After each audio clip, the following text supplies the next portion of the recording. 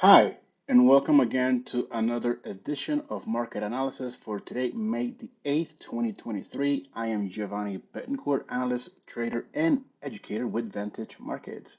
Well, the strength of the U.S. labor market continues to keep the threat of recession at arm's length for now. Now, the U.S. economy added 253,000 jobs in April, above the 180 expected, and the stock market loved it. The employment data hit the sweet spot. Downward revisions to February and March employment data meant the jobs report wasn't strong enough to point to another Fed hike, while the hot April reading quelled recession fears. Concern still lingers, though, particularly as the banking term oil appears to be sticking around, although regional banks continue to rebound in pre-market trading early today. Adding to the uncertainty, the Fed's job is getting increasingly difficult. The central bank has moved to a more data dependent approach, which opens the door to multiple outcomes. The market is pretty convinced that last week's interest rate hike will be the last of the current cycle. Inflation data due Wednesday, April's consumer price index, will play a key role in whether that proves to be the case. Now, regarding the CPI coming out on Wednesday, a reading that is hotter now needs to be assessed how hot it will be. So if we see an increment of 1/10, for example, that really wouldn't create so much fuss. So therefore, is bad for inflation, obviously, because there's a higher number of CPI. But would it be bad enough for the market to tank, or would that be expected and the market will rally? So if we see a harder than expected CPI, let's say 3/10 increment, then that will be bad enough for the market to actually receive it as bad news, and then they will see a downward fluctuation on the indices. Right now, it could be the whole complete opposite, and the market will rally. But no, let's see what will happen. That's my reading. That's my assessment for the CPI coming out. Now, also we coming into the end of the earnings seasons with some companies like Disney, Airbnb, and PayPal reporting this same week. Now, Warren Buffett sees a downturn coming. He's predicting earnings to decline at the majority of Berkshire Hathaway's businesses at the company's annual meeting on Saturday. Berkshire is considered an economic bellwether given the breadth of its U.S. oriented exposure. Now, first quarter earnings in general appear to back up Buffett's forecast, though things have been nowhere near as bad as expected. S&P 500 companies are having their best earnings season relative to analyst expectations since the end of 2021, according to the data. The index is on track for a 2.2% annual earnings decline at the end of March. Analysts were predicting a 6.7% drop. Now, perhaps more significantly, 58% of companies issuing full year guidance have delivered a positive surprise. Surprise, sorry about that. The economy is continuing to defy recession's forecast. So, that being said, let's take a look at what we can expect. The indices here we have the Nasdaq, which has opened with a gap up, a very slight gap up. It has been closed already, however. So I'm expecting a, a nice little rally to the upside when we open in about a few minutes from now. So 13,400 is where I have my resistance. Very, very, very, very near where we are anyhow.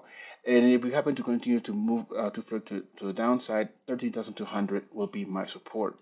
Now, talking about the S&P, the 50-day moving average, the S&P have to come out and tested, possibly correctly tested that average, but it has rallied since then. So, a stronger move to the upside, we will need to really see something more positive, something a lot more stronger for the market to rally above 4,200, which it has where it has been, idling quite some.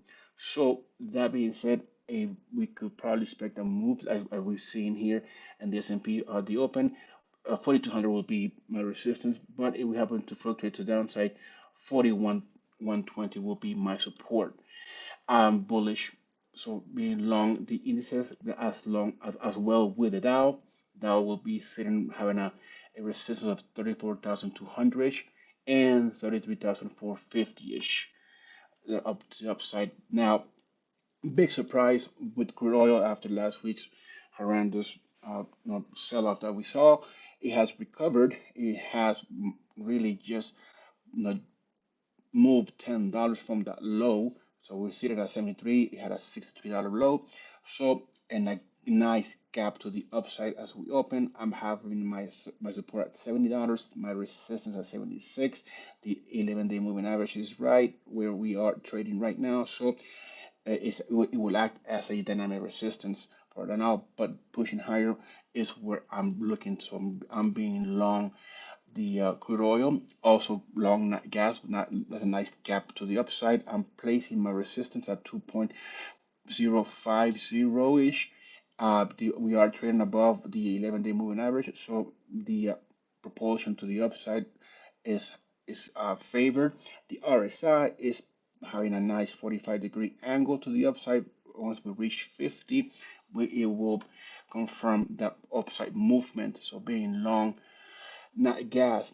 Meanwhile, gold has opened with a gap down after making a nice rally to the upside, reaching that 2080-ish high, all-time high, ATH. From that high, it has really retraced almost all of it. But will we continue to see pressure to the downside on gold? I'm having my support at 2000 psychological level. 2040 is my resistance. So selling gold at the for now is will be a nice in the intertrade in intraday trading.